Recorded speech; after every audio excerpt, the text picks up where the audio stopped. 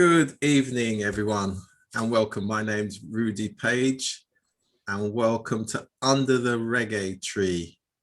And this is a collaboration, Fresh FM Radio London, Reggae Global and Culture, Reggae Fraternity UK, and this, of course, is the International Reggae Day 2021. So we're so pleased to be collaborating amongst ourselves.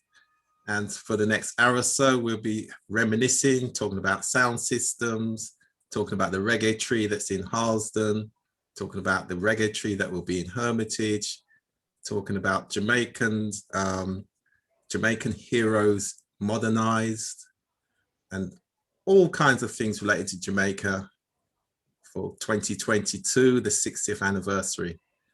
So my co-host is Diane Schroeder Johnson. Diane, how are you? I'm very well. Good evening, everyone. I'm very well, thank you, Rudy. Great. And we've got some special guests as well. If you'd like to mention some of the guests, Diane. Okay, so we have Katie, who is our community champion. She's also a health coordinator. If you live in Brent or if you visit Brent, you'll see her face on posters around Brent, an amazing young lady. We have Fitzroy. I call him my big brother, yeah. I learned so much from him, music man, everything, yeah, got so much love for him. We have the amazing Patricia, known as Blaze, absolutely amazing lady, radio presenter, and much more. Yeah, so over to you, Rudy. Excellent, thanks for that. And just to say, Fitz will be leading this dialogue under this reggae tree about the sound systems, especially those of us from the 1970s going back now into the 80s. Great time for sound systems, so really looking forward to that dialogue. We've also got my very good friend and brother, Dean Roden. He's from Hermitage in Jamaica, but now of Connecticut, USA. So he's in the US diaspora. We work very closely together. Good day, Dean. How are you? Yes, good day, good evening. It's a pleasure being here. I always look forward, and I give you my Connecticut, US greetings. Welcome. Thank you to be on the program. Great. Thanks for that. We'll be hearing a lot more from you a bit later on. So, Diane, let's tell us all and tell everybody about the reggae tree in Harlesden. Okay, so the reggae tree in Harlesden. So it was one Sunday morning back in 2018. I was invited by a local councillor of Harlesden, Lloyd McLeish, and he told me that there was a tree that was being planted. So 9 o'clock Sunday morning, I went along, I followed Lloyd, and there was this tree that they planted. There was Dawn Butler, there was the head of, the leader of Brent Council, and other people, and many people from the community, a few people from the community. So I was invited into this picture. Dawn Butler said, "Oh, you can't be wearing pink and not be in our picture." And it was that day that I met Kwaku, who is an amazing individual. And yeah, he invited me to get involved, because I mentioned Roots FM, because the tree is planted right, not far from Roots FM. So I was mentioning other contacts as well, and he said, "Oh, you're good to keep in contact with." And ever since, I have been, Kwaku's invited me to events. And a year on, after that tree was planted, we had an event, and Big Brother Fitz was involved here as well. So we had Victor Ramiro Evans, Janet Kay, Carol Thompson, and they gathered around the tree, and we had a plaque that was presented by Brent Council. So the tree, for a few reasons, hasn't quite bloomed into the way we wanted it to, but however, it's the beginning of a powerful story. I know it is. because we had a conversation not so long ago on Zoom, and I'm not going to reveal, but later on maybe Dean can reveal the influence that that little tree has had on the beautiful, I call it my paradise island, Jamaica. So I was born here, but my mum and dad were from Jamaica, Maxfield Avenue. So that means a lot to me. So Jamaica's my paradise island, and to hear, you know, the influence that that tree has had on that beautiful island that I love so much, the island in the sun, beautiful. So yeah, so it's a bit like, you know, I think under the reggae tree, there can be so many powerful stories. And also when you look at that tree, people look at it and think, oh, you know, it's just a tree. And it's just like sometimes people look at individuals but they don't know, you know, the gifts that those individuals possess. So, you know, that tree there, yeah, the story and has the begun. story, yeah, it really has begun. And you put it so well, Diane, because if you think a few weeks ago when we went there, and that one little tree on its own, almost disregarded, but yet it's still there. I mean, there's an old saying about a blade of grass, that you can concrete over anything, right, in terms of nature, and there only has to be a speck of light and one blade of grass will grow, because obviously it heads towards the light. And in the end, it will topple the whole building with other grass, because that one bit of grass there. So I see the reggae tree as symbolic, because it stood there, everybody's walked past it, some people have not been too kind to it, but it's still there. But the symbolism, the fact that we all went there and we decided to do something about that. And this is where I'm going to bring Dean in, because what we have felt is that one little tree and what it symbolized. Blade of grass, that's the word I was looking for. The blade of grass, that one blade of grass, that one little tree actually symbolizes a link with Hermitage in Kingston 7, where Dean comes from. And Dean will tell you about the reggae tree in Hermitage and how it will be linked. But not only that, we've started to speak to other people around Jamaica and kind of said, every parish, every community in Jamaica has somebody who's come from their soil, their area, and has done well in reggae, whatever aspect of it. So there's no reason for 2022 that we can't have a reggae tree all over Jamaica, all linked because of reggae, the culture, the people. And so, and again, we wouldn't have had that concept if it wasn't for us that Saturday morning. You know, Fitz, yourself, Krupesh, and Katie, is it Katie was there? Yeah, it was there as well. And it was about 5 of us, I think. Yeah, Jerry from Hawkeye Records. So that feeling came from that. So that one little tree, so it goes to show that one little tree and what can be done, going back to your point. And so again, it's not about underestimating anybody or anything, because you never know what influence. So having said all that, I'll pass the baton over to you, Dean Roden, Brother Dean Roden, as it relates to the reggae tree and Hermitage and some of the concepts that you've come up with since. Yeah. Good evening, Beverly Bogle. Thank you very much, Brother Rudy. As you said, we are a brother, not just a connection naturally, but it was spiritually connected. And I said nothing happened without a reason. And one might wonder why Hermitage. But you know, growing up, you know, I went to Hermitage from 6 to 4 as a child, and I can tell you all those, any musician you can think of, they perform in Hermitage. Whether the sound system from David Madden, Beanie Man, Sangy Davis, you know, and it's a community that has produced so many historical events. We plan to plant the tree. That is a community where there was 2 major parks in Kingston, Oak Garden and the Hermitage Park. And I did not knew it until I linked up with Rudy and we started to have the Reggae Hermitage last year. And so many historical things came out of Hermitage that although I lived there up in 2009, I didn't know so much history. You know, can you imagine Bob Marley wrote a song beside my house where I was living? You know, and I never knew it, you know, just through these interviews. So Hermitage is a wealth of knowledge where reggae music is concerned. Miss Lou performed in the park where we plan to plant that tree.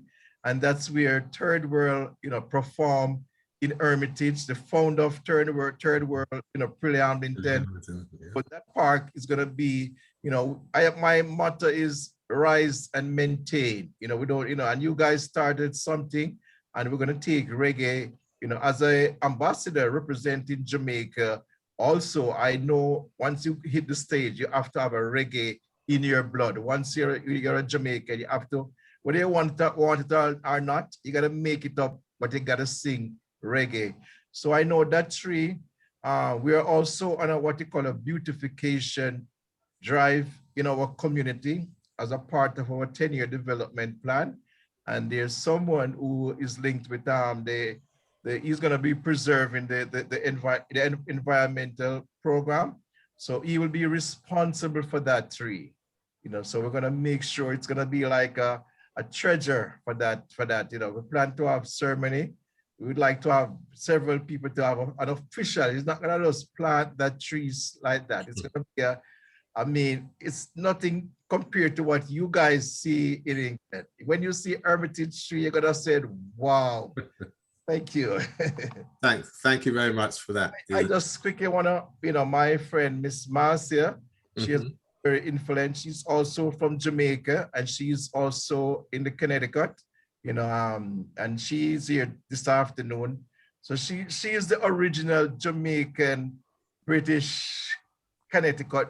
She's now in Georgia, so she is the original. So thank you very much for having me. Okay. Thank you. And we're going to talk about Windrush a bit later on, Marcia. So just giving you an opportunity to say a few words in a while. Oh, she's gone. I'm sure she'll be back.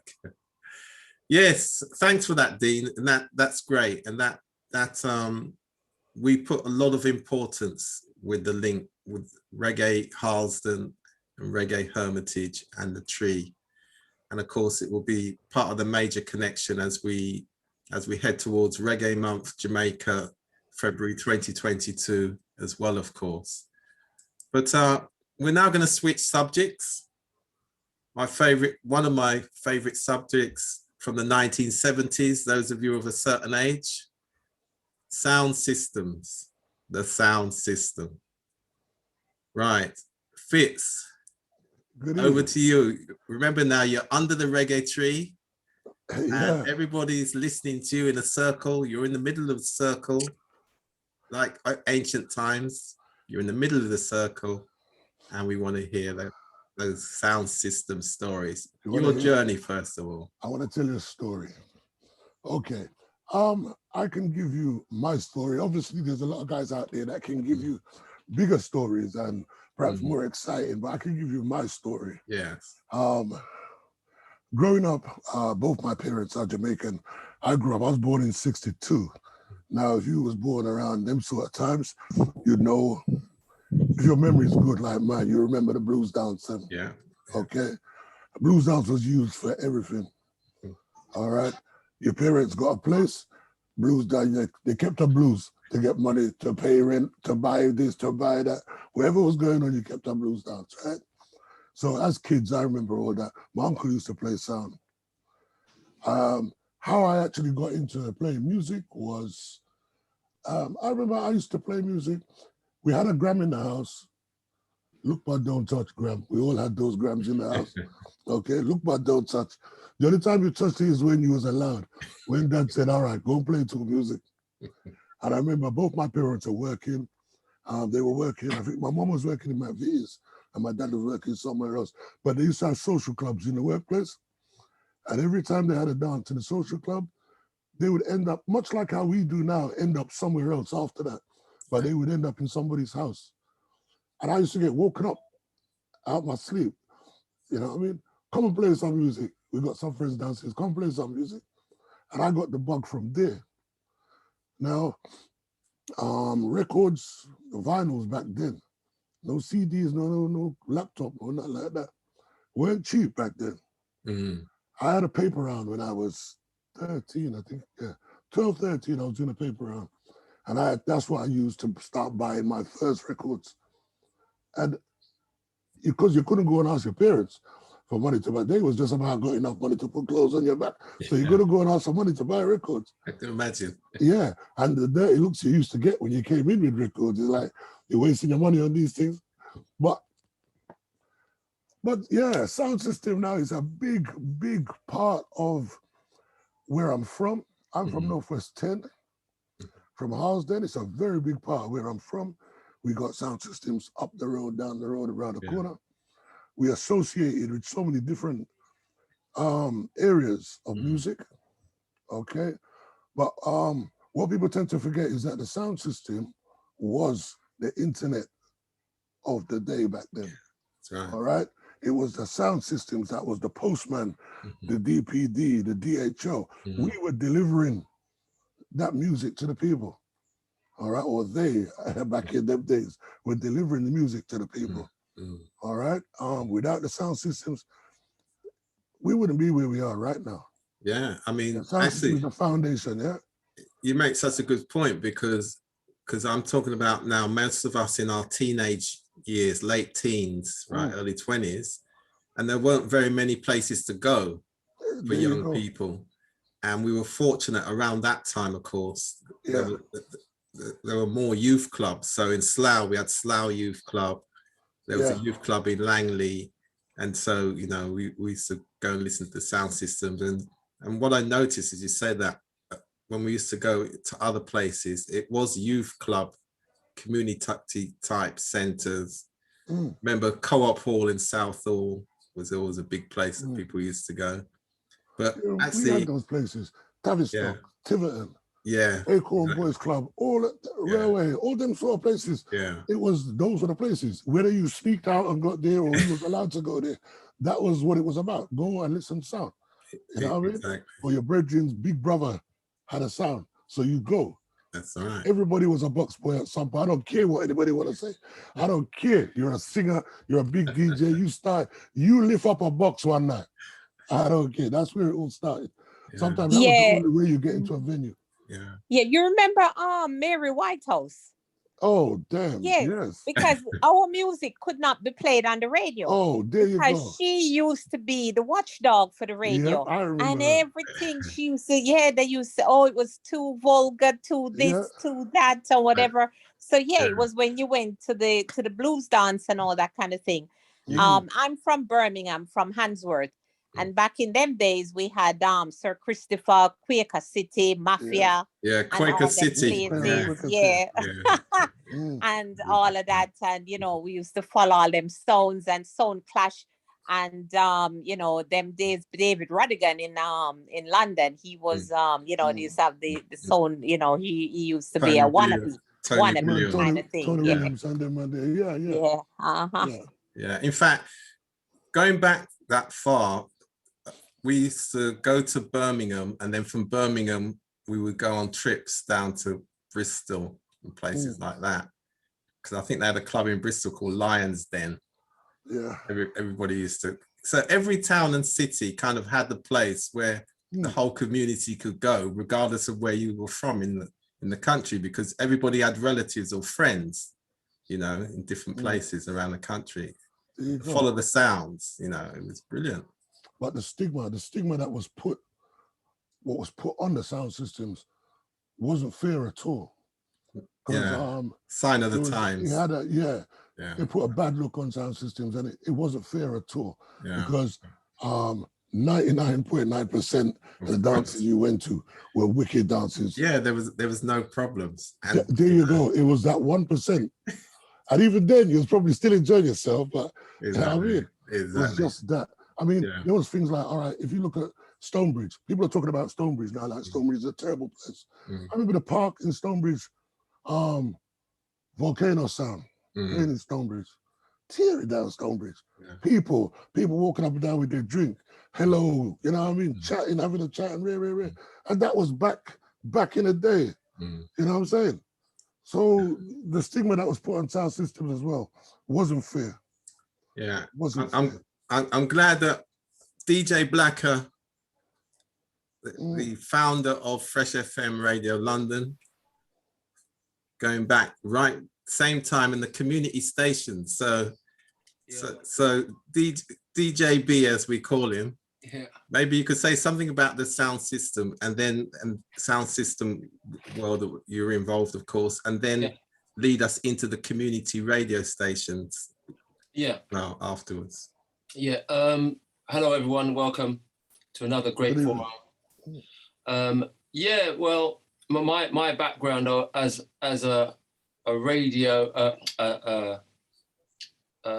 DJ started off like when I was about 14, and like all of us, I'd always say to Rudy that us 60-year-olds, which we're anybody who's on the Windrush children, one of them, we had to create this everything really. We had to create our music. We had to be creative, i.e. building a sound system. I mean, I started off when I was 14. I used my mum's gram. She used to, like everyone else, your mum used to say, "Boy, I just got to play some tune for me." And you're sitting down around the gram selecting with the 7-inch that used to drop. They used to drop down one by one. So you only used to select them. And I think it was, if I remember rightly, you could get 12 records on that top thing there. And I started off with that as my first sound system, and then I realized that they started to make the records with the big middle. So when they made the record with the big middle, that could not go on the gram. So what you do, you pull out the stem, because I'm an electronic engineer by trade. So you took out the stem, got the small stem, and then you got your little middle. But what used to happen at the beginning when we first started this is that at the end of the record, it still used to pick up and drop back to the beginning. So it still had the auto mechanism. So what we've done is we opened up the turntable and took that auto mechanism out. And then you now have got a turntable that you can actually start monitoring with. Yeah. Now, this was a Garrard. I remember the names very well. And from there, we decided that we needed a bigger sound system. Speakers was available from Edgware Road. We used to go and buy our speakers, and basically my sound was called Elijah, and everyone in Alperton School that we had decided they had some sound of some sort. So our teacher told us that every Wednesday at lunchtime you can play your music, and that is how all the selectors from our area got their trade. So it's your turn, your sound on Wednesday to play in the hall at school. So going up from the biggest type of sound system, where you started to create your own sound system, find someone to drop you to the venues where you needed to go. That was always the first challenge, because none of us could drive at the time. And these speakers decided to grow from an 18-inch single to an 18-inch double. It's for anybody that knows about these 18-inch doubles. A one 18-inch speaker was quite a weight on its own. So you got two of them 18-inch speakers in, plus the wood, plus the timber that you decided to use, because we all decided to use ply. Nobody was using chipboard, which was the lightest at the time. Yeah. And then getting these speakers around was quite a challenge. And on top of that, we had the valve amplifier, which again was a very weighty, dangerous piece of equipment. Very dangerous. Very dangerous. Very dangerous. And so we had this challenge to get around. And then not only did we decide to do that, we decided to make the biggest record boxes in the world. So you had to carry the biggest record boxes. So everything was about being strong, being powerful. And then you get to your venue, you get it all set up. And then at the end of the night, you realize that you've got to take this stuff home. And nobody cares. Nobody cares at that time. Cares. It's just you. Nobody cares. The real sound, then I left at that time. That's right. We got home, man. Only the real sound man are left, you know. And on top of that, everyone's gone with the girls, right? We're left with just the speakers, the wires, the microphones, and the journey home. So, you know, that's my uptake on sound system on that stage, and I progressed from the sound system to the radio station, where I started off time radio. I think that was 87. We started time radio, and I heard Fitz talking about Bridge Park. We actually started off the radio station at Bridge Park. I was working with a few people at Bridge Park, and we had a porter cabin, and then we met up with Ronald Ferguson, who decided that he had a property in Harlesden, and then we created Time Radio, which went on to be split up into two segments, which was Time Radio and Fresh FM. This is why I still have Fresh FM.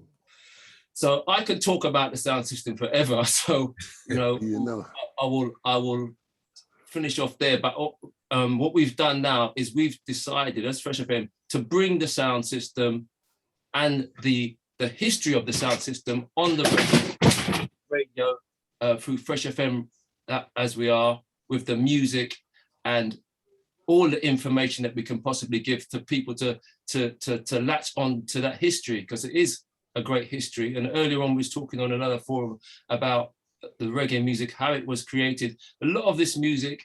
And, you know, it was very strange for me being a DJ, because anywhere you went, South London, North London, East London, the DJs came from Northwest London. The sound system come from Northwest 10.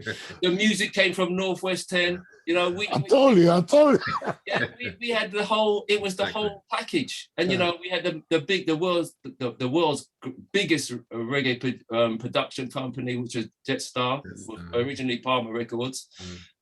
So we had everything at our fingertips, and it was just strange that I found in the late 80s coming up to 90s is that we were going out as DJs playing music to everyone apart from the people from Northwest 10, because some of the people came from Northwest 10, but most of the time we was in South London, Peckham, Luton, you know. So yeah, so that was the story. And the joke we always used to say, the reason why the DJs in West London were better, so it's been said, is that the reggae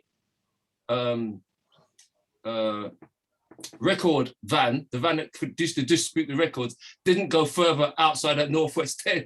So we had it. And if you look on per square mileage as well, in Brent up to Ladbroke Grove, all around that side, that for the biggest square miles, you had more record shops than any other area. Yeah. So, you know, that's how we was the main driving force of reggae music.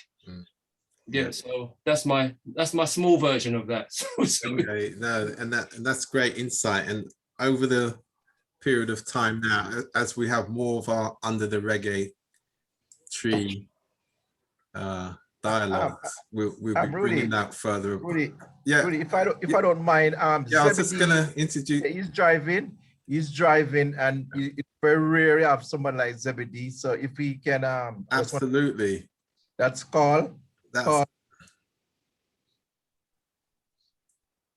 So I just ask you, Zebedee, are you can unmute yourself? All right, he's actually driving. Yeah, okay. Yeah. When you get the chance to speak, that'd be great to hear from you.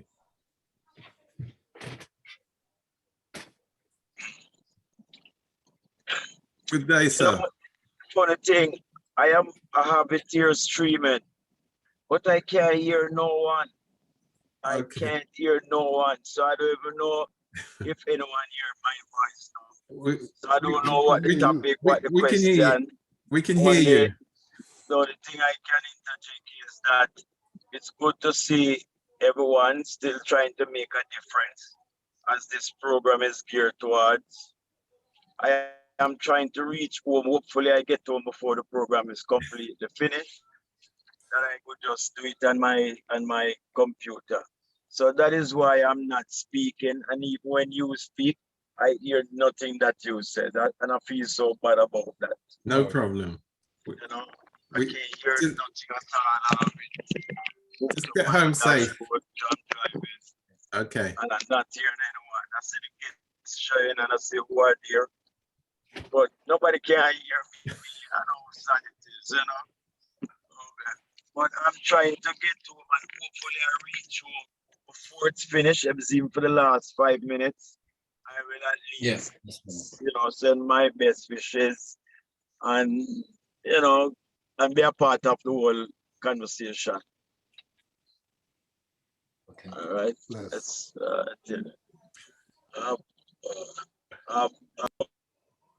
Right. So hopefully W will get back safely and be able to call in. Yeah. Diane.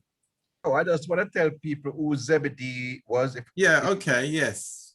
Yeah, Zebedee, he was a member of the tribe, and he was there. I mean, he went Bob Marley to all his tours. He was there who accompanied Bob Marley. He was the guy that registered Bob Marley in the 12th tribe of Israel. So to all Bob Marley's ups and downs, he was like right next to him because he was the secretary for the 12th tribe. And most of these people, Alan Skillcole, all of the Rastaman that was a part of the 12th tribe, they came through Zebedee. So he's a very, but he doesn't do a lot of interview. No one know much about Zebedee until Rudy brought him out. You know, Rudy's the one that go and dig him up. So, you know, it's really a pleasure to have him on this day and this program. No, he's got great insight and such humility for all that he knows and what he's done. It's really inspiring. So Dean, could you just say a bit about Sangy Davis, as you mentioned? Yes, Sangy Davis was one of my neighbor, and Sangy Davis, the 12th tribe, these are Rasta, the Rastafari is like different religions, you know, like Sizzler is from the Nyabingi. So you have members are from the 12th tribe, the Nyabingi. So Bob Marley was from the 12 tribes of Israel, and they eat special food. They don't eat meat. They would eat like what they call ital, no salt in their food. So as a child growing up, Sangy was my neighbor, and he was a chef for the 12th tribe. So I would be going there, you know, so we'd cook and we'd peel the, you know, grate the coconut, you know, like vegetable. So all these men would come by, you know, Skillcole, Bob Marley, you know, third tribe, Peter Phillips. Well, we never knew these people would become so famous. Sangy would be the chef, so he would be there cooking, and he told us a story, you know, through Rudy's program, because I didn't even knew that. You know, one day he was cooking, but these people would leave their studio hours of night, 2, 3 o'clock, just to come and have their lunch. And he was there, and somebody drove up, you know, with their VW, so, you know, who is that person, like after 12. And he thought it was food. And he said, boy, the food is finished. And there was Bob Marley, said, no, it's not food today. I heard that you're a singer, because Sangy was playing his guitar, writing songs. And Sangy said, you know, he said, Bob Marley said to him, said, let me hear the songs that you wrote. So can you imagine the great Bob Marley? So he said, man, he sing around 20 songs. He did it. And from that time, Bob Marley tell him to turn on his spot and come. And that's when he started to sing. And he wrote 3 songs. You know, I don't quite remember though, but I know he wrote 3 songs for Bob. And he have, you know, he's still in the music business. No one I've ever seen him not done any interview on only on Rudy's show. So, you know, about his relationship with Sangy and with Bob Marley. So, you know, Jimmy Cliff, you cook for anybody can, like people like Jimmy Cliff and all those people passed through Sister Minnie, you know, they all came through Sangy's. And, you know, especially being a child, you're playing soccer and, you know, you never know, so many great people was watching you on the street, you know. So that's it, that these things all takes place in Hermitage. So that is why it is relevant to have a community like that to really prolong the history what you guys have started, you know, to maintain that reggae history. Thanks for that, Dean. It's so great to hear that. And again, as Owen outlined, the point of Harlesden being the center, you know, everything revolves around Harlesden in the center. And then the story you tell about Hermitage and how we've been able to link all in the last few months, actually. So it's amazing. So Diane, over to you now. It's, you know, it's amazing. So right here, I'm thinking about all the connections and how we've connected. So no base like home. So Brent was the Borough of Culture 2020 last year. Right. And I became a storyteller. And that's how I linked in with Rudy.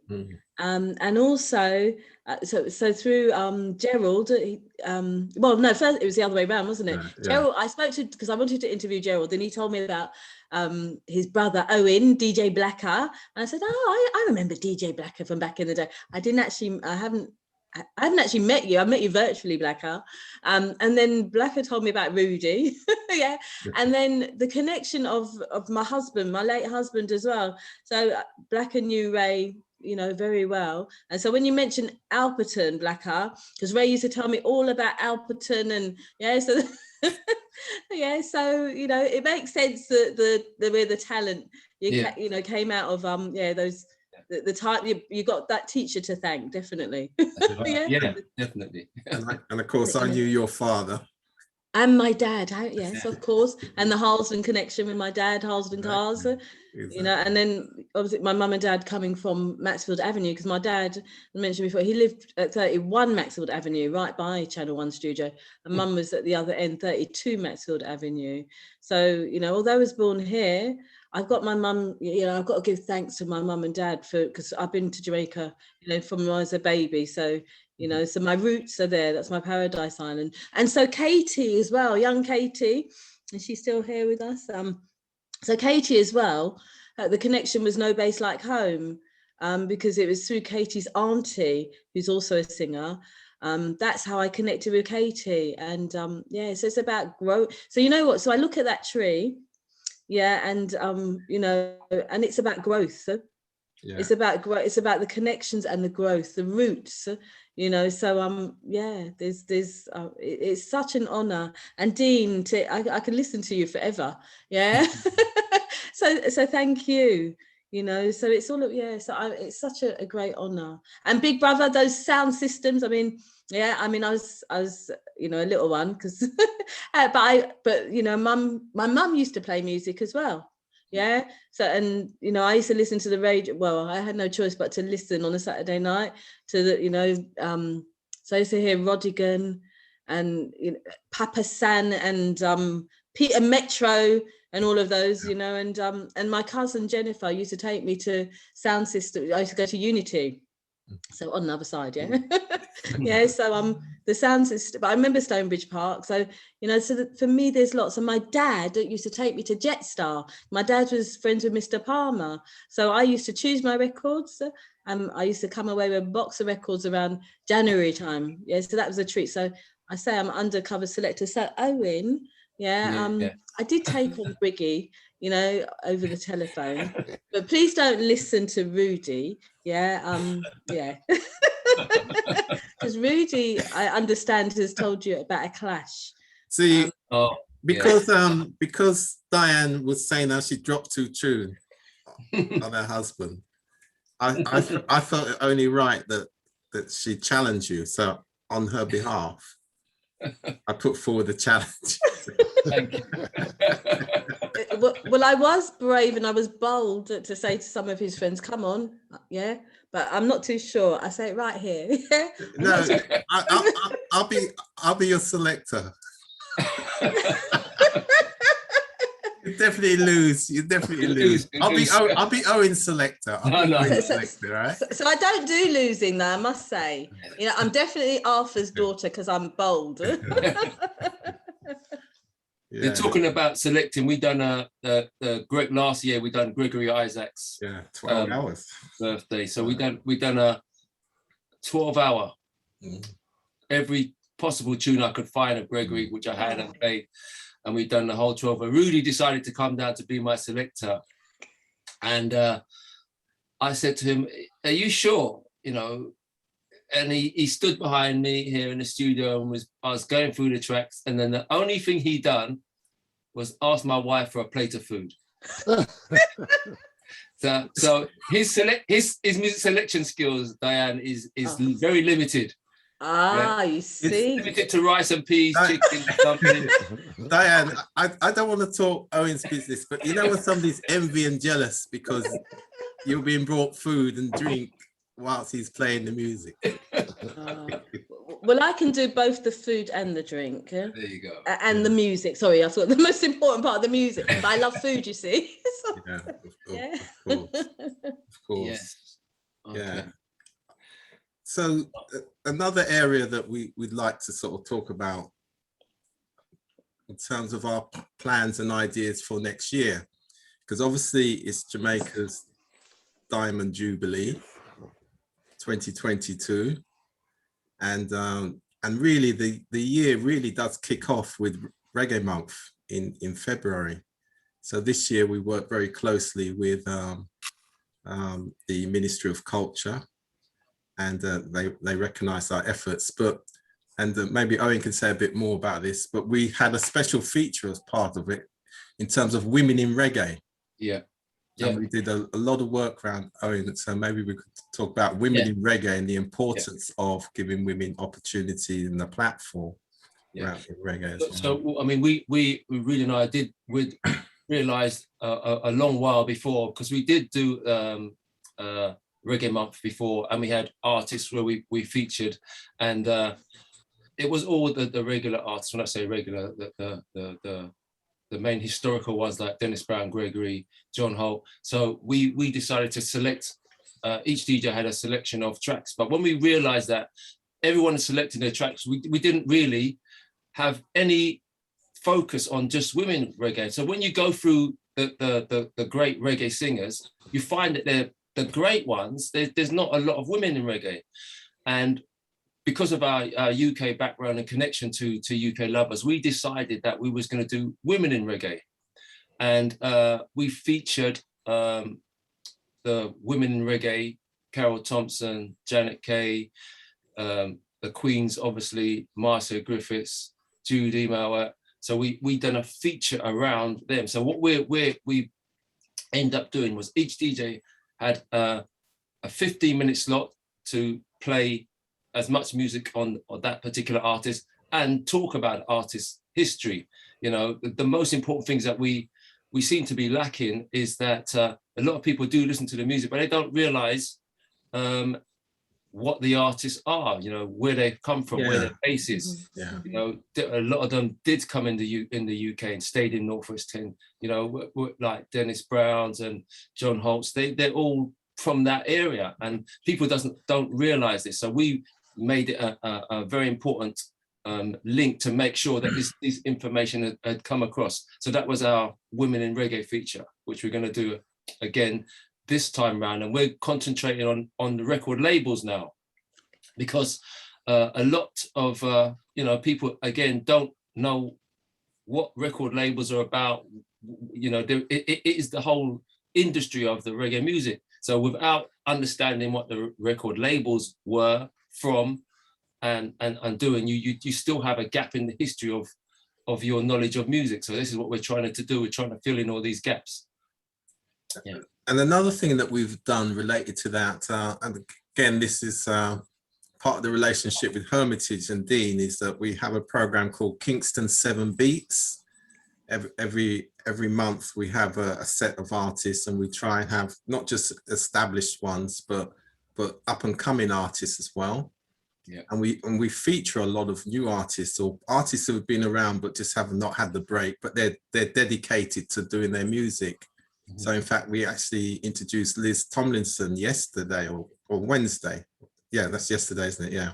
Mm-hmm. And so Dean, maybe you could say something about some of those artists who, again, you've given opportunity just to have that international platform, which, you know, that they've been looking for. Yeah, because one of my thing, how I came about this, I'm a scout leader. I've been a scout leader for over 30 years.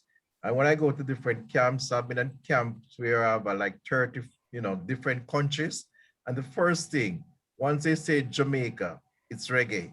You know, our reggae music is personal. I think it's like only a few people can benefit. The well-known name. So we're thinking about our young artists. You know, my dream is each time a big artist out there, a small artist go along with them.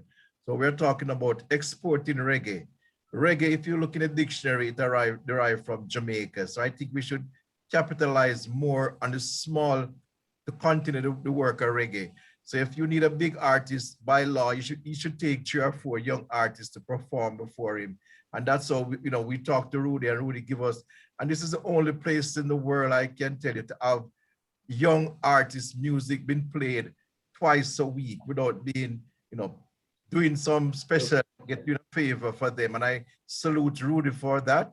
And I said, I born in reggae music, and Rudy is the only person that give, he's not a gatekeeper. He opened the door for all young artists, and and Liz, being in Connecticut, she performed, I'm very involved in the Connecticut, City Hall, very much involved in a lot of ceremony.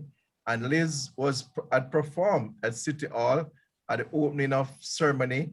She was also one of my students. I was the program coordinator for an adult education program, and she was the program. She was a student, and I heard her. She have a great voice, and I've introduced her to several big record and station. And I tell you, she said tears come to her eyes the way Rudy put her on a platform. So we need we need to just open the door for our reggae. Don't just start, because a lot of people who don't know nothing much about reggae are reaping from reggae. So remember, we're under the reggae tree, and everything's positive under this tree. But what I would add to that, though, I did the intro, but Fresh FM as a platform, that's the culture of the station. So we say inspired music and culture. So in fact, it was Loxanne, one of our presenters. She has a show called International Vibes. And what's great about what Loxanne does, she reads the biog and then does a great intro. We get the artist to give us a shout, and she builds that into the actual presentation. So Owen, I didn't know if you want to say a bit in terms of how Loxanne. I'm sorry, when I say Rudy, I mean Rudy and team. Please bear with me. Yes, I understand. Okay? I understand that. I'm not upset, Dean, at all. I'm not upset. You notice I said Owen, the founder of Fresh FM Radio. But we work as a team. The reason for Fresh FM was that we saw a lot of the radio stations that we listened to a lot. I've been involved with quite a lot of radio stations other than Fresh FM, and we do recognize a difference with the presentation and what we're trying to bring across. So for me, the first thing I had with my first DJs, I explained to them that we want to be the people that have given all the artists, some of them who have passed, and some of them who are building up their business now in reggae music, the proper presentation. So you get a letter. When you look on the letter, they're always the same. It's the stamps in the right place, the address and everything is in the right place, and that's how we want to present music for our public, because we are at a different age now. We're not in the age where shout outs to Granny down Bravington Road, and we've passed that stage. I've been with radio stations for over 20 years, and we haven't really grown. If you look at some of the regular stations, they've been doing the same thing for like 20 years, and we're in a different world. I remember when I really started to push Fresh, it was about 4 years ago, and I was telling everybody that it's all going to go digital, it's all going to go online, and that they all need to learn new skills like working with their computer and understanding how they're going to be able to connect to me. And nobody listened to me until after the pandemic, but we was prepared for that. So this is the kind of thing that I'm fortunate enough to have the vision ahead of what's happening. And the most important thing for us now is that we maintain the integrity of our music, our lovers rock British music, and be able to present it in a positive, respectable way, because we're talking about worldwide radio station now. We're not just talking about, you know, Northwest 10, we're talking about worldwide. So we need the artists to be delivered correctly. We need the music to be presented properly. We have one of our artists who actually got onto Radio London, Kyle Brown. I don't know if you know of Kyle, and he's been a very good friend of mine from the very early radio days, and his music has always been quality. And I've always said to Rudy, anytime we get opportunity, we're going to push Kyle Brown's music. And he got onto Radio 1, was it Rudy? Yeah. Radio London, BBC Radio London. BBC Radio London. Yeah. On the back of our efforts. And the beauty about him is not only have we presented him properly, but he now has to present himself properly, because the way we've set him up, he can't go in there and start talking nonsense like some of our guys do, you know, not nonsense, they're just too relaxed, you know. It is a business, and a lot of these guys, they complain that they don't earn any money from the business, but they don't put the professional side into it, and it needs to be professional throughout. And so that's what we're trying to help them to do. We're not criticizing them, we're just trying to help them to have a platform that this is the format you need to have to get to this stage. Yeah. And what was great about Kayo, as we mentioned, that in terms of collaboration, which again does exemplify our community, that when we're ready to work together, it works for all of us. That in the BBC Radio London interview, he made sure that he mentioned Fresh FM Radio London had actually given him this opportunity to be on the BBC. And he did it in such a great way, which is you know, the more of that, then we all benefit with assisting each other. And that's going to be really our strategy, because there's no reason why 2022 can't be a massive year in terms of the term we use, that we pool our resources and share the revenues for 2022. You know, and so we're determined to do that. And it all stems, going back to Diane's point at the very beginning, that one little tree in Harlesden, that one little tree, just like the one blade of grass, symbolizes, you know, what can be done, you know. Right, we've got two special guests who are on. So I'm going to first go to Cleon Roberts. So Cleon, can we hear you, first of all, before I say too much? Right, you're connecting. Let's give it. Cleon. Oh, hello. Finally. You got here at last. We thought because it was online, it would be a much easier journey than if you were having to travel into Harlesden town centre. From Kingston. Yeah. I'm not really a technophobe, to be honest. It's just been, you know, I can see everything, but I can't hear everything. And then it told me to download Google Chrome, which I've been trying to do. Right. And I don't know. It's just been, Okay. Anyway. But you're here. We're here. And I've Mummy's said here also. Excellent. And hello, Mummy. Look forward to seeing you. Shall I put my video on now? Yeah, if you can. Let's see if I if the line's stable enough, otherwise you might have to just stay on your phone. Okay. Can you see us? Yeah, I can see you. Great. Yes, you don't look like you're in NW10 looking at that background. I mean, somehow. Right. So Cleon, I'm going to leave the next 10 minutes or so for you to give us that story. Oh, right. Sonny Roberts. Oh, okay. We've been talking about the importance of Harlesden as at the centre. And of course, Orbitone was there from whenever we could. Our memory goes back. Always, if you're driving that way, you at the traffic lights, you couldn't miss it. Yeah. So over to you.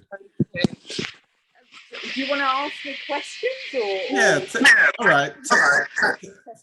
give us some of the early days memories and some of the key accomplishments attributed to your father. That will be great. Some of the Trojan story, the studio, the original, the first studio, things like that. Just general overview is fine. Well, it's probably best to start from the early days. Yeah. Not many people know this, you know, but the reason why I know a lot about the business, my father's business, and, you know, just the whole, you know, from back then, was because I was in the record shop, you know, from when I was about 7 years old, 6, 7 years old. So that's as a child. Yeah. The reason why that was, firstly, my dad was, you know, he always sort of looked upon, you know, the Jews, the Chinese, you know, other races, and just looked at them coming over and starting businesses, you know, the Indians. So he always tried to make sure that, you know, the family got involved in the business, and my mother as well. But for me, it was a case of there was a piano school, which is another bit of history. So I used to go to piano lessons, which was up the road from my dad's shop in Harlesden, Willesden Junction Station, which was a school which was all black kids. And it was a piano school that taught black kids, which was run by Miss Wilson. So I started those classes at 7. So weekends, I'd be at the shop during school holidays. I'd be at the shop and doing my piano lessons as well. So from sort of doing a 2-hour lesson, 2-3-hour lesson, I mean, it was about 4 hours. And then from there, I would be in the record shop, and I'd be there as a child behind the counter or at the back of the shop, assisting, learning the business, you know, sleeving records as a kid. It sounds a bit like slave labor, but that's how it was. You know, my parents were hardworking and you know, disciplinarian, so to speak. You know, it was that. So there, you know, as a little kid, you know, unfortunately, I've got a great memory. My memory's quite full on, quite 100%. So I just remember, you know, seeing people, watching what was going on, learning the business, working in the business, having to end up playing vinyl myself. You know, I'm sure many people who, especially, you know, the Windrush generation, can, you know, remember me as a child playing records and serving records. Okay. Like my dad. So that would have been people like Owen coming in there every. I definitely saw you. I can tell you that. Definitely saw you. I was there many times. I used to go past. I used to work up the road from there, so it was a regular journey. Yeah, of course. Yeah. So, that was a number one stop on a Friday. Where did you? I worked at Fidelity Radios. Ooh, wow. Victoria Road, just up on the left-hand side, and like a lot of us budding DJs in those days, I was 17, 18. Friday, we had 2 stops. One would be the record shop, and the second would be the clothes shop. So those were the two things we done on a Friday. I'm sure Fitz is smiling. He's been there. Friday, man. Of course. You know, so you know, Sonny Roberts, where your dad's shop was perfectly situated, because it's the first shop into town if you're coming out from Acton Way or that way. It's the first Park one. Road, right there, yeah. And just to show I know my graphical area well, the next shop outwards is Askey Road, which was Peckins. So you were in between the two. Those are the 2 main shops on that run. Yeah. And then obviously you get into Harlesden and we have a selection of many shops. But I will go back to one of the DJs who got an award last year, Daddy Ernie. I bought my first record from Daddy Ernie from a greengrocer. Daddy Ernie used to work in the greengrocers selling records. That's how he started off before Hawkeye picked him up and put him in the shop. Sorry, Sonia, I've taken half of your story up. When you start talking about music, I can just go on. So, and especially it's my specialist area and topic. So I'm sorry. So you can continue. It's all right, Owen. It's your radio station. Yes, Cleo. Yeah. I have a question, Cleo. You know, artists like Judy Boucher. I mean, you obviously got to meet these people on a regular basis there. And you know, the actual studio, was it in the shop? Studio, the recording. Yes. It was, oh no, hold on a minute. We had a studio which was at 78 Craven Park Road. Yeah. And with the Mum, I think it was. Yes, it was. You are right. It was done there. Yeah. It was. You are 100% right. Yes. That was when because we started off at Willesden Junction. Yeah. The first one, and then we moved to Harlesden High Street. Yeah. So the record that was recorded in that studio. Yes. Okay. Yes. Okay. Look at that. It's a history. Yeah.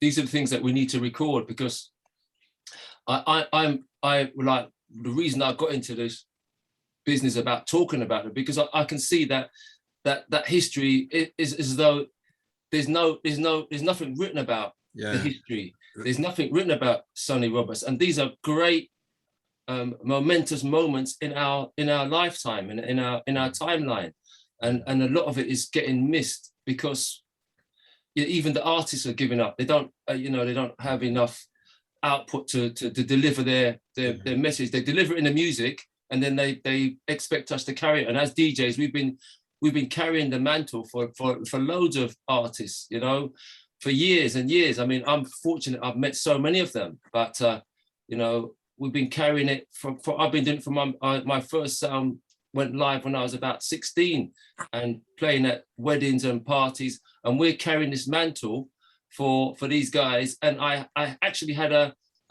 chat with Peter Huntingale one day, and he was on the radio with David Rodigan, and it was like he was throwing in the towel, like, I'm not sure about this business anymore, and I'm not making any money. So I had to phone him and say to him, I don't think you understand what your music means to people, because one of your songs will save somebody's life, because it's just the moment that they're in, and that song comes out, and it changes your whole dynamics about how you're feeling, what your next step is, And we had a recent one through Stingray called Work in Progress, which is something that, again, which I was listening to one day when it came, they sent us some music and I put it in the car, and I was feeling a little bit down, but it put a lot of perspective on the life, and that's why certain records last forever. Yes, because of their message. Yeah, the message. So I did say to Peter, you need to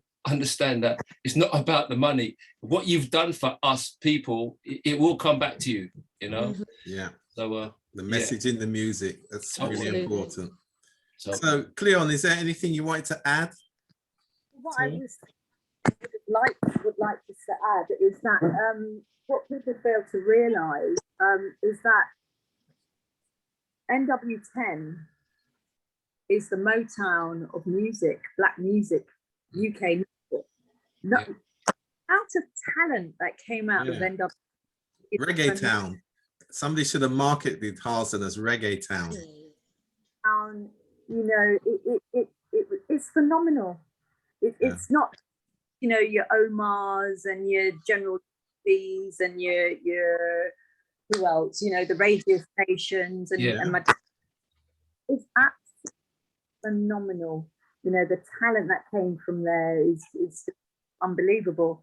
And I think it's because the history of music, it sort of carried through, because you have to remember that back then, I remember the vibe of the whole music on a Friday and Saturday.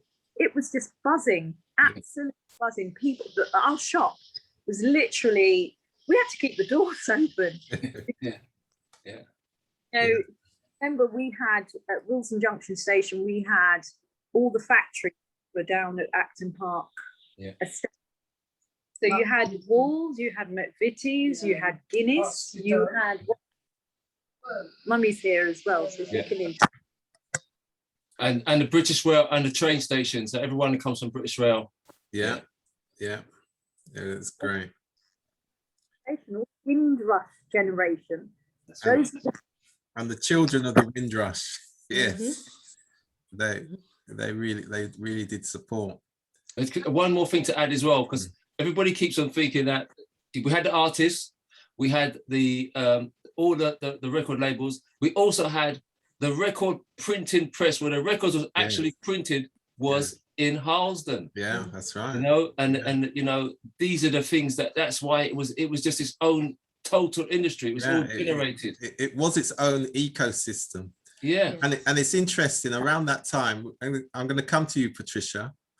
Around that time was that was the height of the black hair care industry in the UK as well. And it's a shame, and I've said this before on other platforms, it's a shame that the reggae ecosystem and the hair care industry weren't close enough. So when we did the hair and fashion shows, there'd be reggae music, obviously, because that's part of it. But the business structures were never brought together, which is a shame, because in the hair care industries, you had, you know, a lot of entrepreneurs from the community and did business within the mainstream business. Fashion. Fashion was an integral part of the fashion shows as well. So the hair design, so the fashion designers were integrated into the hair care industry in a way, I don't know why, the music industry, even though we always had music. I mean, the original Afro Hair and Beauty show in 1983 at the Grosvenor House, and the music system at the time was Mastermind Roadshow. Yeah, because I said at the time that we wanted a music. Whoever played the music had to be known in the community. In 1983, so we selected Mastermind for that reason. Mastermind Roadshow. Patricia. Hey, greetings. I had to step out and I'm back, so forgive me if what I say has already been said. But I'm just thinking about legacy, and I've had conversations around how rich Harlesden is, how rich Northwest London is, and how so many of our parents, I know most of us are probably first generation, but our parents that came here, the amount of work that they have done, and some of those or many of those people have now passed on. And if we don't continue to tell that story, there is a massive legacy that is going to be missed out on. And I think it's such a shame. Yeah. And can I just add to that? You there, Patricia? It won't be missed, because the beginning of the show, we were talking about the reggae tree and the importance of that whole legacy and sustainability and the recognition of the contribution. So that the first hour, 45 minutes was about that recognition. Okay. So yeah. So you're saying that are you saying from that tree there's going to be other projects? No. What we said is that the tree symbolizes. Think of the blade of grass, the one blade of grass. That's what I heard that bit. And then the link with Hermitage. So we and kind of the stuff that Owen was talking about in terms of Fresh and the platform, and then us collaborating with International Reggae Day today, as we are with Reggae Fraternity UK. So we are in an era of collaboration.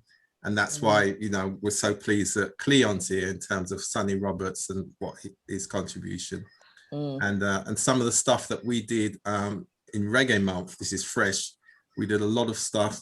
Hugh Francis giving the full story of reggae and the role of reggae as it relates in the UK, the business, the connections between UK. So is all of that been documented? No, I'm talking about. Yeah. Yes, it now, is. the thing is, it's all documented because it's all online. And okay, brilliant. Everything's online. In fact, we've got 21 videos from February. What we did in, and we covered Hugh France's work, and he and those who may not know, he was the main person who really moved Jetstar into that intellectual property world, and some of those LPs that went mainstream, the negotiations with the BBC and all that stuff with Beanie Man and all those kind of things. If you hear Hugh Francis's story, he took us right back to the beginning in terms of reggae's establishment in the UK, who the players are. He knows them all because you know he was in that field with Eddie Grant and all that, because obviously he sung in that group. Cool. So yeah, so we are recovering. We're recovering it, but not only that, we've got the memories of those children of the Windrush generation. So that's good, because I was just going to add to really say why it's important to have events like this, because I think it's so important for it to be documented. Yes. And to say that I've been in radio and TV for coming up just 4 years now, but I know people like Blacker and Fitzroy. Oh my gosh, I've been listening to you since I was about 10. But just so that there are so many people that have gone before me, and so I'm actually in the process of doing a documentary around the radio stations, the pirate radio stations, community radio stations, whichever names that it is. That we're gonna use. And when I started the research, it originally was just going to be a documentary. I thought I can do this kind of in a short space of time, within an hour. But actually, it's going to have to be a series, because there are too many stories to be told, and there are too many other things that link up to the radio station. So the story that Cleon's told is so important. I'm sure DJ Blacker's got about 20 stories, and Fitzroy, and everybody's got loads of stories. There's loads, because I can tell you in the 1980s, so from about 82 to about 87, at least 40% of the radio ads that used to be on the Pirates and Community for hair care, for the hair care products, I used to write them. I used to write all the ads. I used to write all the ads for the hair care products companies. So it used to be great driving around town selling products and hearing the adverts from the pirate stations, ads that I'd written.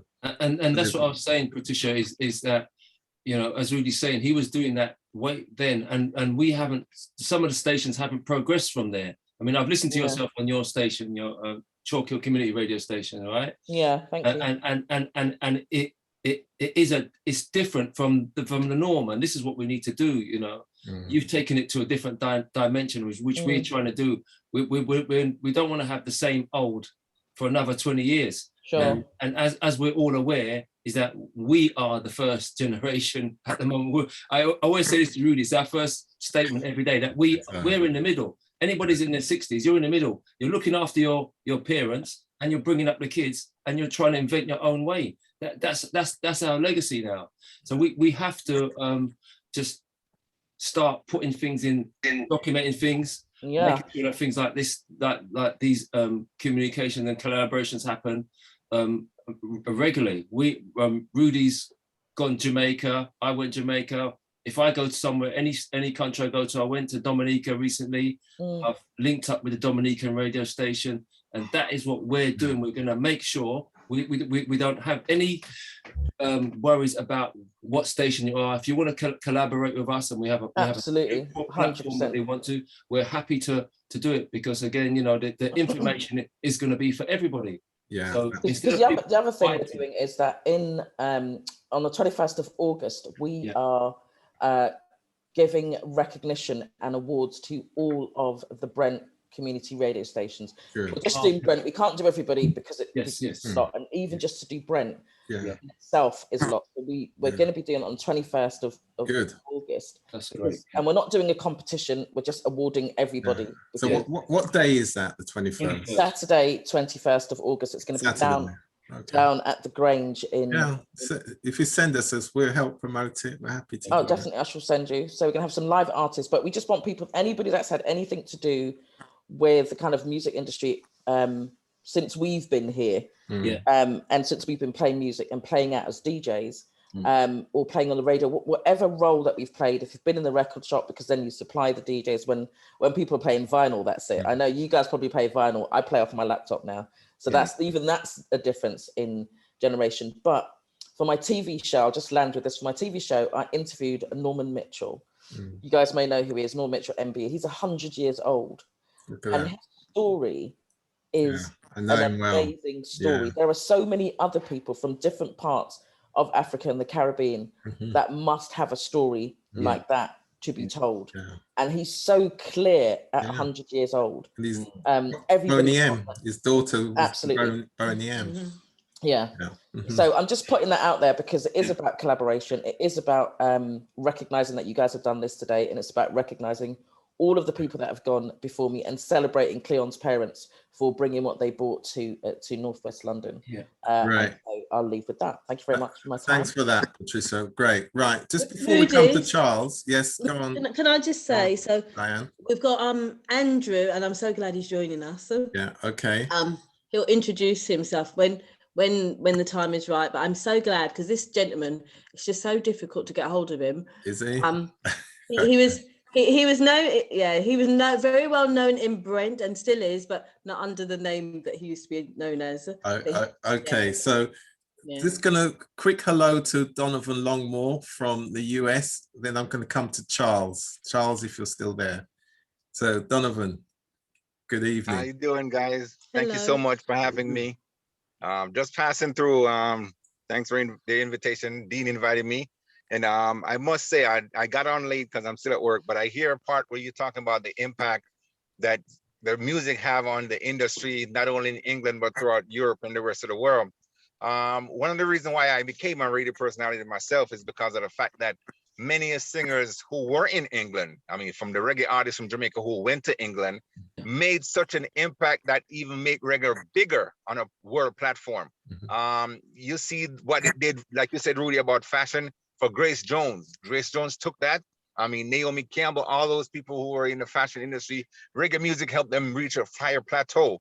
The impact that the earlier artists have, like King Stitch, I mean, he had a very, very deep impact on the punk heads. You know, these guys in England who were doing so much. It might have been discussed already, but I just want to say that. And Sir Shirley, his music started out, you know, with Sir Coxsone Outer International Sound.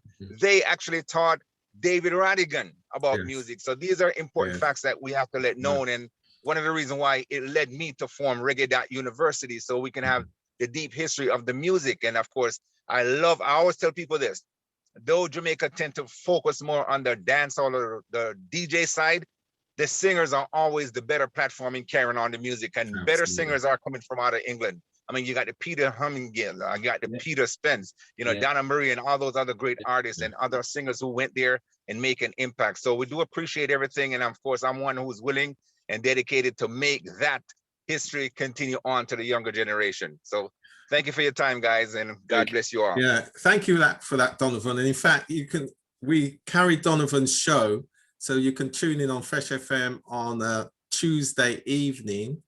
10:30, and you can Reggae Journey and Reggae Voyage. Reggae Voyage, and so you can hear Donovan every week on Fresh FM Radio London, and also on a Thursday evening 10:30 we have the Wayne Hall show from Atlanta, another Jamaican. It's culture, there's interviews, great music, and it's really good. And that's what our platform is about: inspired culture and music. And that's what we're about: inspired music and culture. Right. Diane, Charles hasn't come on, so right, so Diane, over to you. Okay. So we've got come back to you, Cleon. ATG minister here. So he's originally from Brent, went to the same primary school together. So do you want to speak, Mr. ATG minister, and reveal who you are? Okay, listen, God bless you, Diane. Thank you so much for the invite. And please forgive me for not coming on earlier. I was in another meeting and I've just jumped onto this one here. I'm sure all of us somewhere along the line feel zoomed out this year and last year. We're always on Zoom in some shape or form. So yeah, look, greetings to everybody. I don't exactly where you're at, but I was just listening to Donovan waxing lyrically about the reggae music and the impact it has had. It's had a massive impact. I just saw Patricia down there. How you doing, Patricia? Another school friend of mine from back in the day, lovely woman. And I just want to just basically elaborate on what Donovan was saying. How reggae music has basically impacted. I think reggae music, obviously we all know it, has had a global impact. And for an island of just 3 million people, it's just amazing how Jamaican people have actually impacted Black culture, full stop. Whether that is West Indian or whether that is African, reggae music has had a massive impact on the Black culture, full stop. And everything Donovan says, I concur and I agree with it. I was brought up in England and I learned a lot about Jamaican culture and African history through reggae music. I didn't even know about Black people were enslaved by white people until I started to hear reggae music and delve into where they were getting that information from. I didn't know that Christopher Columbus was a blasted liar until Burning Spear told us. Andrew. Yeah. Can I ask you just to reveal your connection with Brent and sound systems? Yeah, of course. So reggae music impacted me as a young man from Brent, and I started to be an MC, a DJ, dancehall DJ. They used to call it toasting back in the day. That was the original name, toasting. So you know how old I am now. I didn't want to use that word toasting. I wanted to use MC, but using toasting now, I've just given away my age. And so they used to do toasting back in the day, and I was a toaster. A young toaster, started off really young and started to make a name for myself as I grew. They called me Little Andy. That was my initial name because my real name's Andrew. So they called me Little Andy. But there was another Little Andy who was bigger than me, badder than me. And he said to me, listen, there can only be one Little Andy in town. So if you're not change your name, lyrics are going to fly. And that literally meant I'm going to kill you. I'm going to bury you. And he was badder than me. His crew was badder than mine because I went back and I told the crew, Little Andy told me to change my name. And I thought they were going to say, move. You're not. They said, all right, we're going to change your name. We're going to change. So I knew he was badder than them as well from the time he said that. And so they started to call me UT General. And I started to DJ on a sound called Yardman. And the funny thing about it, none of them came from Jamaica, but they called themselves Yardman. That's how impactful Jamaican music was on them. And then from there, I moved on to a sound called Volcano. And again, Volcano took their name from a man called John Laws in Jamaica. He was the original Volcano sound. And we used to listen to sounds like Gemini, Kilimanjaro, Stereogolf. So you know where I'm coming from. Lee's Unlimited, Johnny Ringo, Welton Irie, Burro Band. This is before you, Diane. I don't think you was around that time there. You know what I mean? Proper Josie Wales. Yeah. Listen, this was before Bounty Killer and Beanie Man and Vibes Cartel. We're talking, so I'm one of the founders when Yellow Man was running the place red. Yeah, Zungu Zung Zugu Zungu Zung. Had that album. And Fathead. And there was this hit tune that we all used to sing in school. Operation Radication. Them a fi run. Yes, them a fi. It's only later on I learned that they were some bad police. Lawless police that was going around killing people. So I learned a lot about Jamaica and the music, and the history through the music. And trust me, I love it. And I know, I heard what Donovan was saying about the singers, but I tell you what, Patricia, for me, it was the DJs. The DJs were the creative one. The DJs were the animated ones. The DJs were the expressive ones. The DJs were the ones who carried the charisma and took reggae music to the next level. I love the singers, definitely love the singers, but Yellow Man, Burro Banton, Josie Wales, Brigadier Jerry. You want me to go on Michigan and Smiley? Yeah. And then you come up to Papa San and Lieutenant Snitchy, Shabba Ranks. Oh my God. We can go on. I'm getting too excited. I'm a Christian man now. I go church. Don't make me backslide. Don't make me backslide. Reminiscing. Don't let me backslide. Don't let the pastor know that I'm reminiscing like all right. this. Don't show your face. Don't show your face. It's Yeah, recorded. don't show my face. That's right. I won't show my face, Rudy. So that way you don't report me to the church. Exactly. If I backslide, they won't know. They won't know. But no. Sorry, Really, Andrew. Yes. Whilst you thought that I was hidden in the house doing, maybe watching Blue Peter or whatever, so you didn't hear my earlier story. So Okay. So the yellow man, that yellow man out, that zunga, I can't even say it, zing, yeah, that long word, yeah. But that album, I had it. I remember it was the background was yellow and it had black on it. That's right. That's right. Yeah. Right. So there you That's go. right. Okay. That's right. No, that's great. Right. You're all yours, Rudy. Don't start me off, Rudy. You can see I can talk. I can so I'm gonna shut down right now. Don't ask me anything else about reggae music, or I'm gonna just totally take over the whole show. So I'm gonna keep quiet now. Look, Cleon's got her hand up. She wants to speak. You've got to visit again our next Under the Reggae Tree. The Reggae Tree. I will do. I will definitely come next month. We'll be doing a lot as it's Independence, Emancipation, Marcus Garvey Day. Amen. All in August, so we'll be back under the tree. This is just the beginning, Minister Andrew. No worries. No, don't say minister, because then the church gonna know I was backsliding. Don't even mention minister, please. In fact, a friend of mine, he's high in gospel music, reggae gospel, and we did a talk as part of Reggae Month in February called "Why Should the Devil Have All the Best Music?" Wow. Because obviously he loves reggae music, but he's in the church and everything. So, but we'll talk about that another time. Okay, then. Nice to have you on anyway. God bless you all, guys. That's great. Thanks a lot. Great story. Right, Cleon, and then Dean, and then hopefully Charles, if you're there, Charles. Can you let Hi, I'm here. Right, great. So we're just gonna have two quick comments from Cleon and Dean, and then we'll come to Charles because we've only got 15 minutes left. Cleon? I think I better start from the very beginning because, just to make it known, as we're talking about publicising, that my father had the first black recording studio in Britain. Yeah. And my father was the integral part, the connection between Trojan Records and Island Record, forming Trojan Records. My father, he had a studio he built a studio in Kilburn, in Cambridge Road. And at the time, if many of you know this, that the owner of Trojan Records is Lee Goptal.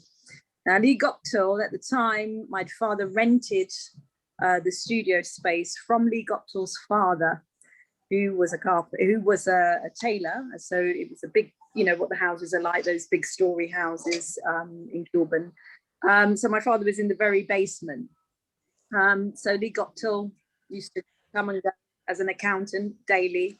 And as my father's studio was growing, musicians would come and go. You'd have people like Owen Gray there, Jamaicans coming and going.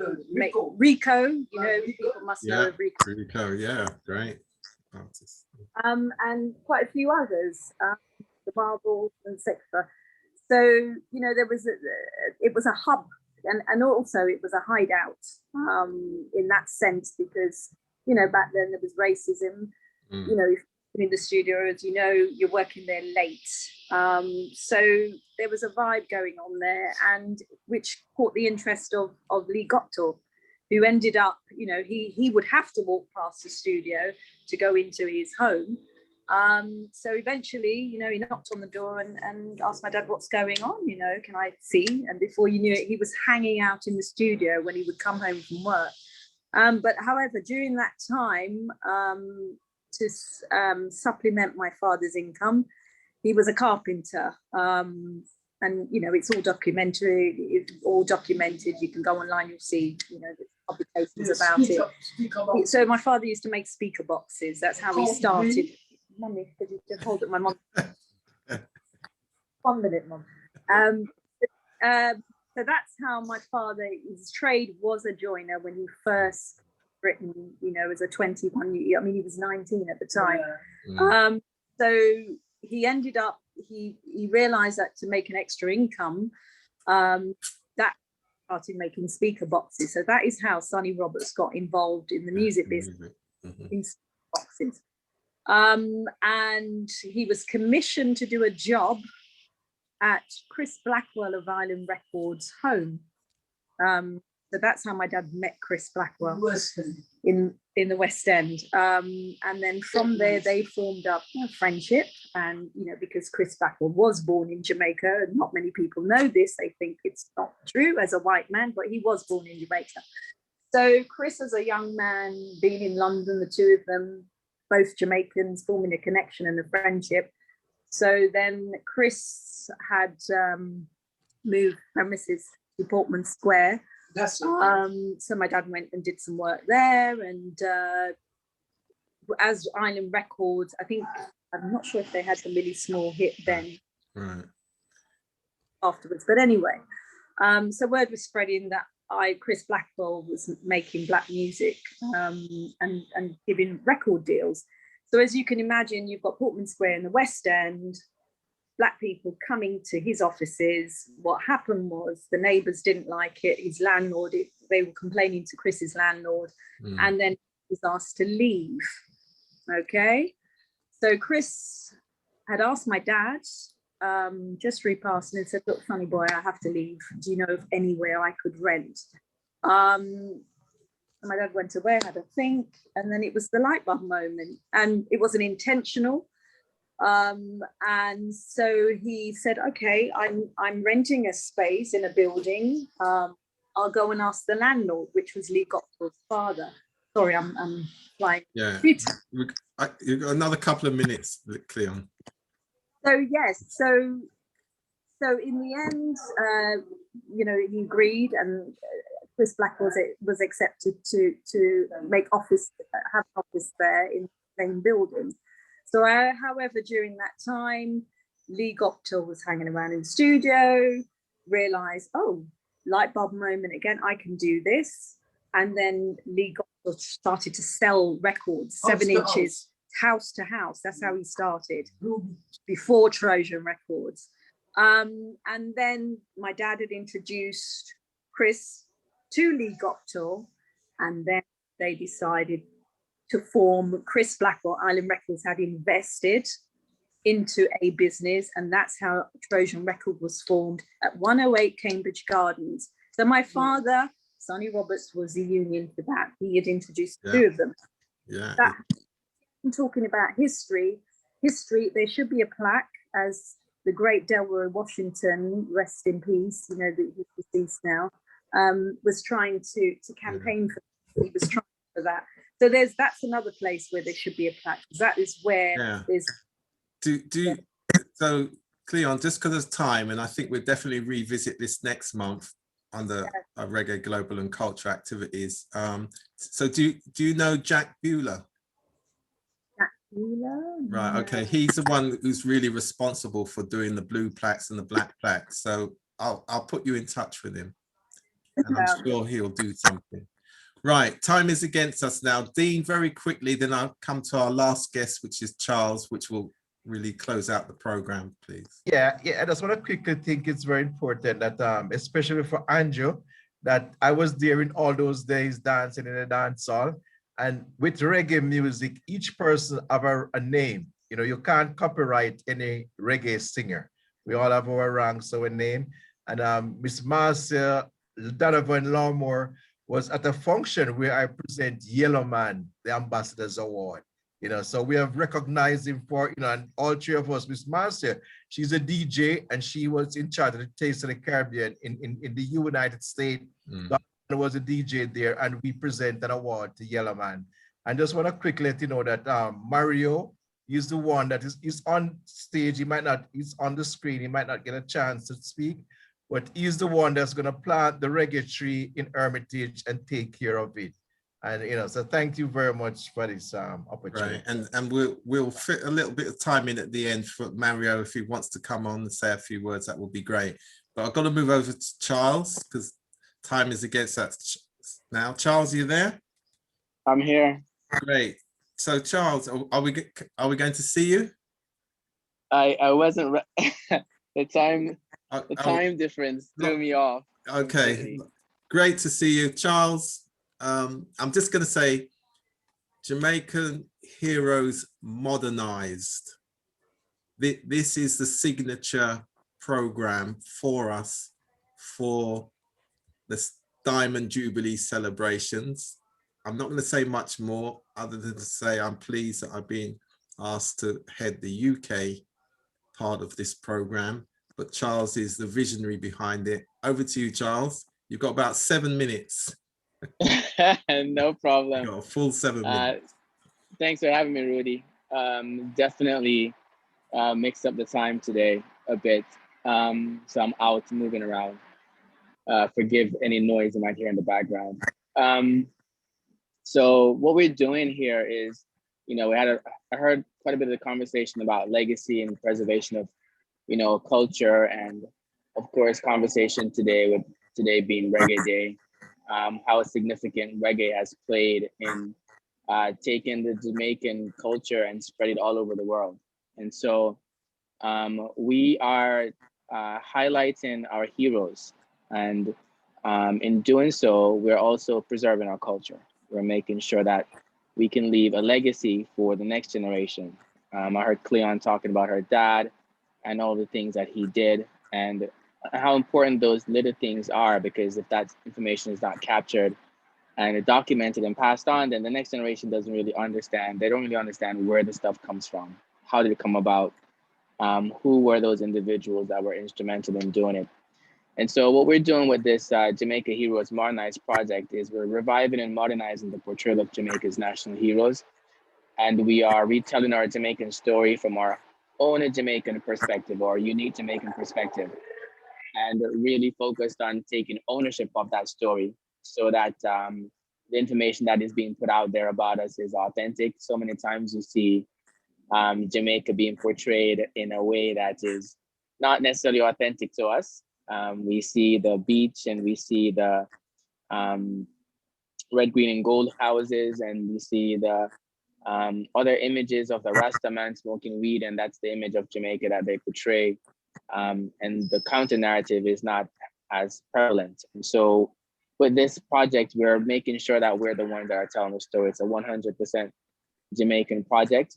It has 5 dimensions. We are telling the story with film. We're doing a 10-episode docuseries, which is going to be distributed on Netflix. We have created new images of our heroes, which replace the black and white sketches and the dark black and white images that are prevalent. If you went to school in Jamaica at some point, I know you may remember those paintings on the school walls. And so we're also replacing those images and complementing them with images that have information about the heroes and the things that they contributed. So the different ways in which those heroes contributed to emancipation and independence. We're also creating new music. We're going to be creating 7 different songs about our heroes so that we can celebrate them with our music, not just reggae and dancehall music, but folk and ska, mento, rocksteady, all different genres of music that came out of Jamaica, so that we can really celebrate our culture in its fullness.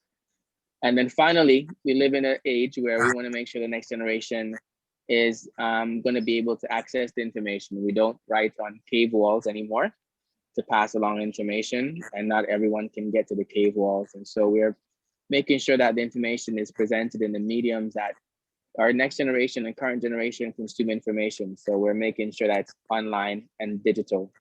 So we've created JamaicaNationalHeroes.com, where you can visit and learn all about the project. You can also visit us on Instagram and on Facebook at Jamaica National Heroes.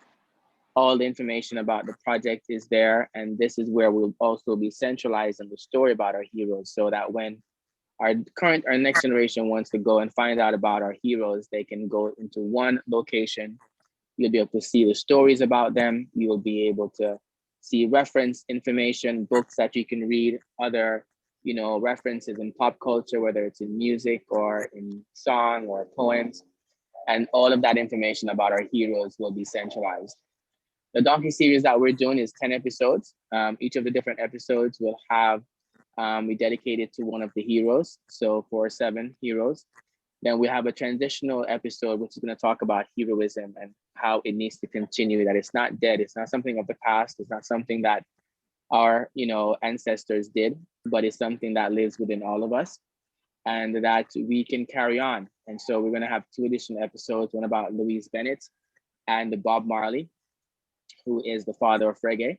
And so we're going to be showing how those individuals that came after, who stood on the shoulders of the heroes that came before, and how they were able to influence them and contribute to the work that they're doing, and show us, of course, how we can stand on their shoulders and continue to propel not just you know, the culture forward, but also make an impact on the lives of people all over the world. So that's the project. That's what we're doing. We are happy to have Rudy on board. We have a big deal happened for us yesterday. The Bob Marley group and Sedella and Rita Marley formally endorsed the project. We have been getting a ton of endorsements over the last year. We are formally endorsed by the Ministry of Culture in Jamaica. And as Rudy mentioned, the project is also going to be a part of the Diamond Jubilee celebration the next year for the 60th. So we are steady moving ahead. We have a movement called Back in the Culture.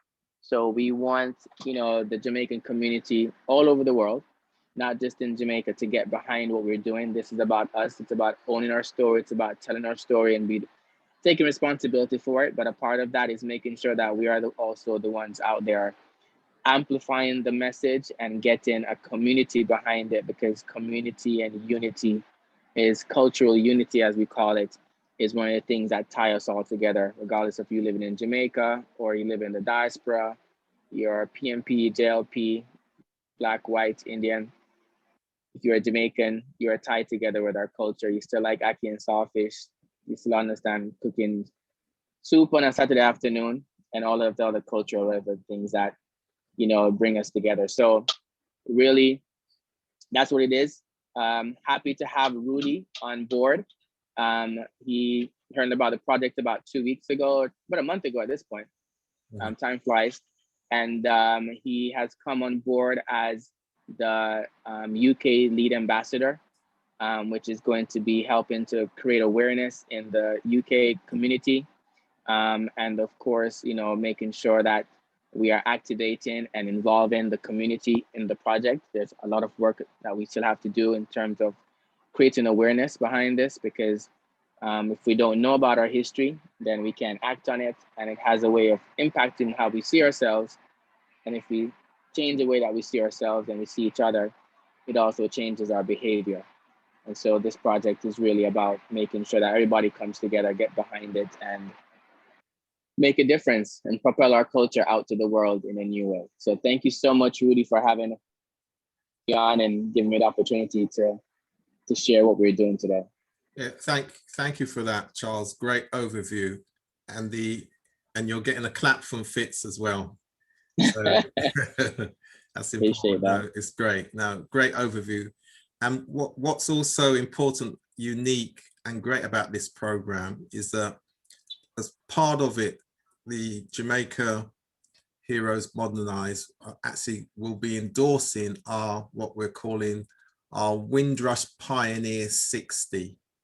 So going back to what we were talking about earlier on in terms of the role of the Windrush generation, and of course those of us who are the children of the Windrush generation, so that contribution will be recognized as part of the 60 that we will be working on that, and it's endorsed by this program. So again, that integral link. So what we're really doing, we're strengthening those bonds between those of us whose parents were born in Jamaica, came and lived here. Obviously they have families here. They left their roots here. Those roots have grown, Diane, we go back to our little reggae tree, the little skinny tree everybody underestimates. That one blade of grass that in the end can take over a whole town center if just left. So the symbolism is really clear, and the link between history and our contribution to it. But another important factor of this, I just agreed today with the Gleaner UK, will be an integral part of this program as well. So again, as part of the whole 2022, we'll be going back and looking back at the Windrush generation, the children, what they did, where they did it, all of that will be coming out, and we're actually producing a competition as well. So many years ago, I ran a competition with George Ruddock at the Gleaner where we used to give away a trip to Jamaica. It used to be called Win a Trip to Jamaica in the Gleaner. And you had to answer these questions every week. It was over 12 weeks. And of course, the business that used to give the tickets and the accommodation was based in Harlesden. Yes. New Look Travel, Winston Pickersgill. Who does not know Winston Pickersgill and New Look Travel? And sat out the back chatting with Winston in his office, you know?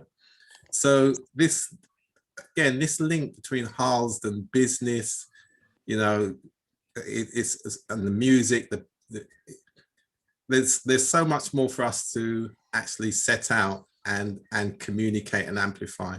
So that's why the Jamaica Heroes Modernized is such an important program. And you heard from Charles the conceptual framework, which is about unity. So we always talk about inclusion, the values of respect and inclusion, regardless of your background and status.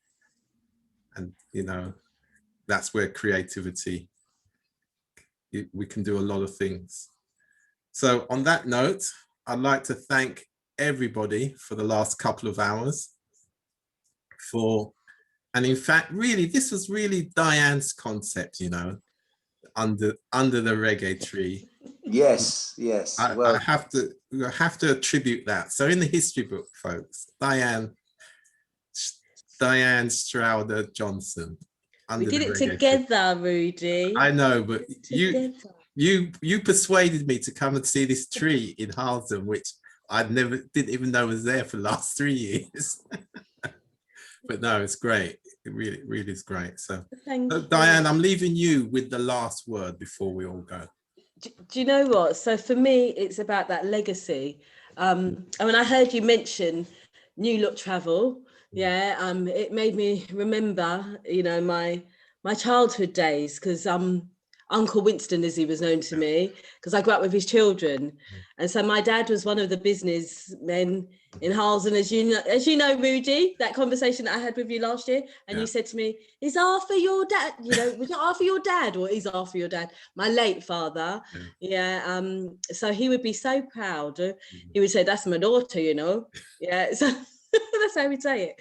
And so the foundation, you know, the legacy has to live on. The stories need to be told, and you know, yeah, we have to tell the children of the Windrush generation. We've got to tell the stories, because though, you know, I learned so much from my mum and dad, and our elders, and Mr. Mullins. Unfortunately, he's not on here. So we need to get Mr. Mullins on next month. We'll get him under the next one. Definitely. So the foundation. So I give thanks for the foundation, and I thank you all. You know, it's thank you so much, Rudy. Yeah, but it's that that one love, that unity. Absolutely.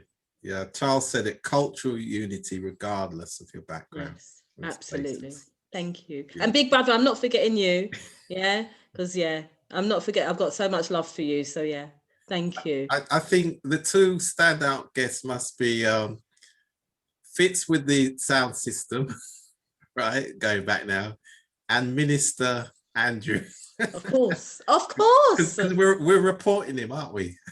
And you know what? Can I just say again, Andrew? I lost contact with Andrew, and again, No Bass Like Home is that's how we got in contact. So someone put me in contact with Andrew, and I remember Andrew. Do you remember you saying when the person asked you if you knew Diane, and you said to them, of course I know Diane, is what kind of question you asked, but that poor person wasn't to know. Yeah. Yeah. Do I know Diane? That's what he said to me. He said to the person. Yeah. So Rudy, we're gonna have to speak offline because I'm gonna have to put something in your account to keep the secret from the parishioners, okay? Because they have me up as a holy man. So Rudy, you're gonna have to speak offline. And if there anybody else need any money in their account, we'll speak offline. But this can't go no further than this group here. Great. Patricia, we look forward to linking up with your station. Definitely. And Cleon, see you next month under the reggae tree. Good night all and stay safe. Thank you all. God bless. Thank you. Wonderful. Bye-bye. God bless Good you all. Good night, everyone. Goodbye. God bless you all. Wonderful, Diane. Wonderful. Wonderful, Rudy. Hosted it well. Wonderful. Well done.